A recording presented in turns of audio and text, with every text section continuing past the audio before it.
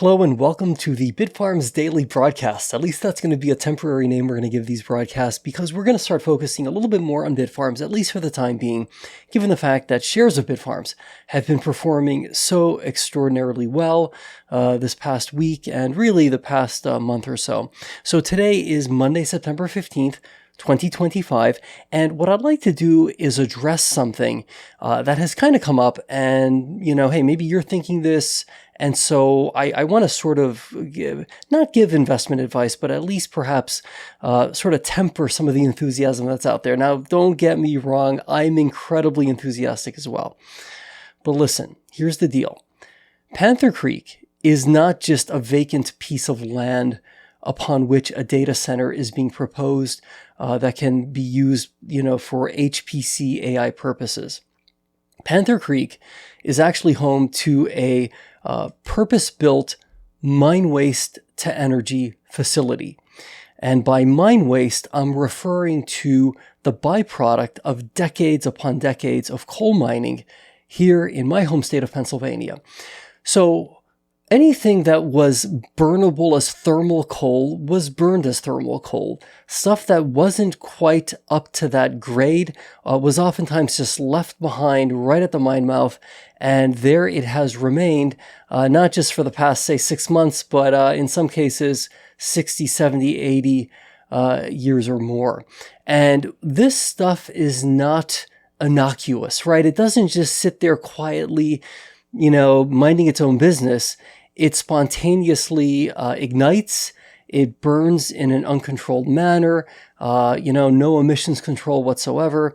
It contributes to a lot of water pollution because when it rains, it's almost like a battery, acid leaking into the water, right? And it's a whole parade of horribles, so to speak, right? This mine waste stuff, this waste coal, right? It's not pretty, it's not good.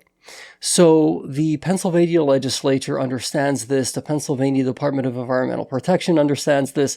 I understand this, right? Hey, mine waste is bad stuff. So there are purpose-built facilities such as, in the case of what Bitfarms owns, Panther Creek here in eastern Pennsylvania and Scrubgrass out in western Pennsylvania, among about a dozen or so mine waste to energy facilities that still exist here in the Commonwealth of Pennsylvania. What does this have to do with HPC AI data centers, Steve? And what does this have to do with the fact that the stock price is doing so well? Hey, what does this have to do with the fact that it's likely that there may very well be an announcement, right? That the Panther Creek data center is going to be hosting, right, a lot of HPC AI equipment for, be it hyperscalers or other companies on the cutting edge of machine learning. Well, it has a lot to do with it if a lot of these potential HPC AI partners and customers have not yet really understood what exactly is at Panther Creek, or perhaps they do understand what's at Panther Creek and are perhaps a bit reluctant to move forward, given that there seems, at least in the United States, to continue to be, like something of an obsession with clean power, right? And look at, hey, who is not in favor of energy sources that are, relatively speaking, cleaner than other sources, right? I mean, hey, I think we all live on this planet. We all want to breathe clean air. I certainly do. And so, the goal is to have, right, hey, sources of energy that are as clean as possible. Now, in the case of a lot of these HPC AI companies, I read stories about, hey, they're setting up data centers right beside nuclear power plants. Yeah, it is true, right? Hey, nuclear power, which I'm very familiar with. I grew up practically beside a nuclear power plant in southeastern Pennsylvania. I'm comfortable with nuclear power. It's interesting to me that many people who profess to be environmentally conscious would, not be as comfortable perhaps having a nuclear power plant in their backyard. I was very comfortable once I got the hang of it to having one in my backyard. And hey, look, nuclear power is great because it doesn't produce any carbon, right? It's a carbon-free source of energy. That's not to say that it is is somehow perfectly clean, because there is, after all, a byproduct from the nuclear energy production process, right? And that byproduct has, as of yet, to really be kind of fully handled in the United States, as is, I think, the case around the world. And I have no doubt that there are solutions. In fact, I know there are solutions that exist to perhaps use that spent fuel and, so-called spent fuel, and actually really consume even more of it, so that there's even less of it to have to think about into the future. My point in sharing that, and again, we're going to get to the heart of why this is relevant to Bitfarms and the stock price, okay? But the reason I share that is because I don't know that there's really, truly any arguably clean form of energy. Now, that can sound really controversial and weird, but hear me out. Even solar panels, right? They do wear out. And yes, I'm a huge proponent of solar. And yes, it is true that there are emerging technologies and companies that are able to recycle, solar panels that otherwise would not be usable. And to the extent that that's something that can accelerate and that we can really start to see meaningful progress in that direction, hey, if we could also see more efficiency with solar panels, that would be amazing. So, this isn't about knocking, say, things like solar energy or wind power or nuclear power.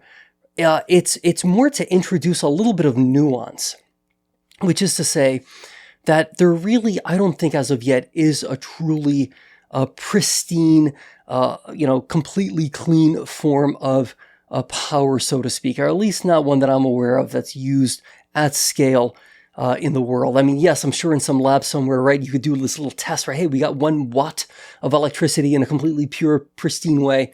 But it, as of yet, as far as I know, has not been scaled up to gigawatt upon gigawatt upon gigawatt of energy production, right? Even when it comes to batteries, right? You think to yourself, okay, hey, that sounds lovely. Let's store energy in batteries. Well, where does the ingredients to make these batteries come from? If I'm not mistaken, I thought I saw a fairly harrowing article that talked about, children evidently having to mine some of the ingredients, right, in parts of the world, right, mining the ingredients to go into these industrial scale batteries. And again, I'm not trying to knock the fact that you have a kid trying to earn a living to help their family, and the fact that batteries are, hey, a part of a solution. But I'm just trying to introduce, once again, I'll say this, a little bit of nuance, right? That when we talk about clean energy, that term can be a little bit fuzzy once you go a little bit deeper into figuring out what exactly is going on right behind the scenes. So that brings us back to Panther Creek. What is Panther Creek doing? It's taking mine waste and it's doing something amazing with it. What it's doing is basically burning it in a missions controlled manner, right? In an EPA approved manner, in a manner that's approved by the Pennsylvania Department of Environmental Protection. It's burning that mine waste. And then what the byproduct is essentially like a beneficial use ash, which is oftentimes returned to the site where the mine waste was first obtained to help stabilize the ground in that area. But it can also be used as if I'm not mistaken, a Class F liming agent. It's usable on crops. I mean, this is not bad stuff in the sense that, hey, it's going to spontaneously combust and just burn in an uncontrolled manner. 99.9% of all the really bad stuff is filtered out as part of the emissions process. So what Panther Creek is doing is, I think, very, very important and very good ultimately for the Pennsylvania environment. Now, as part of, without getting too technical here, as part of the circulating fluidized bed system that's used at a mine waste to energy facility like Panther Creek, you sometimes do have to burn something like, for example, scrap tires.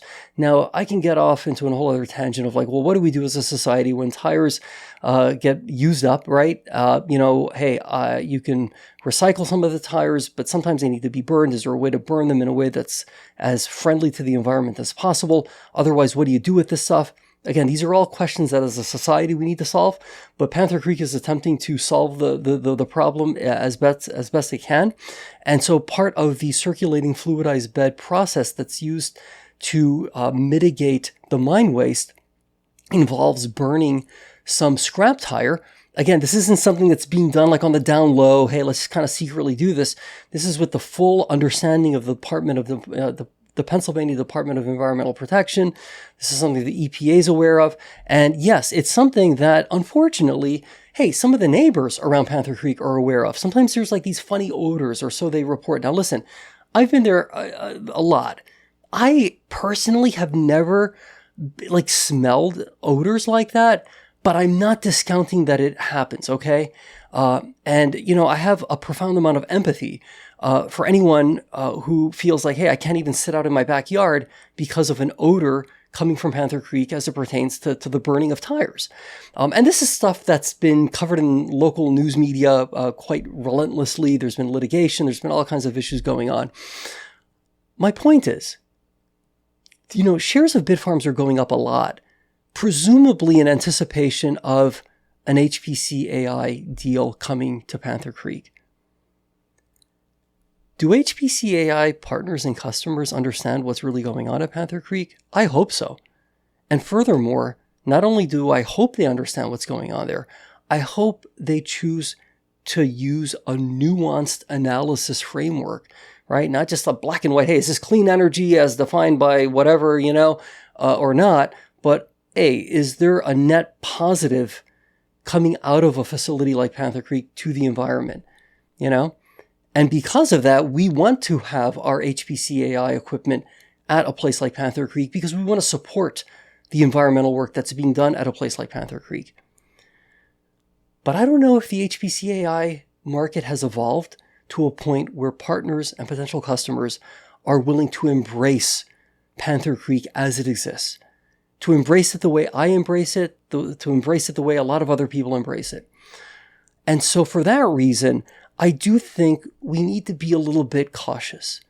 I don't know that I want to gamble everything on shares of Bitfarms, even though they've been moving up quite nicely on the anticipation of a deal being announced. I don't know. It's just, many of us who were involved with Stronghold Digital Mining, of course, may remember in December of, I believe, 2023, all of the fanfare, all of the excitement, all of the enthusiasm as it pertained to the carbon capture initiative, which was being piloted out in Western Pennsylvania at the Scrubgrass facility. And ultimately, Puro Earth, which is the certifying agency, right, that would determine whether or not the source of the carbon that's being captured, without getting too technical again, in so many words, they decided, hey, you know what, this is like a mine waste to energy facility. They're burning coal. It's like waste coal if you want to be charitable, I guess, or if you want to be more accurate. It's not thermal coal. Because of that, this won't qualify pursuant to our certification protocols. And so basically you can't really have a carbon capture process that's going to be certified by Puro Earth. Okay. That's kind of like a bit of a gut punch given all of the enthusiasm and excitement that existed as it related to that project. Are we setting ourselves up potentially again to be really, really let down, only to discover, nobody wants to really be involved at Panther Creek because it's a waste coal power plant, and, the PJM PPNL zone of the grid is particularly less clean than maybe other parts of the grid. It's more carbon intensive, so we're going to just take a pass on this, and there's less controversy. Residents aren't picketing the facility.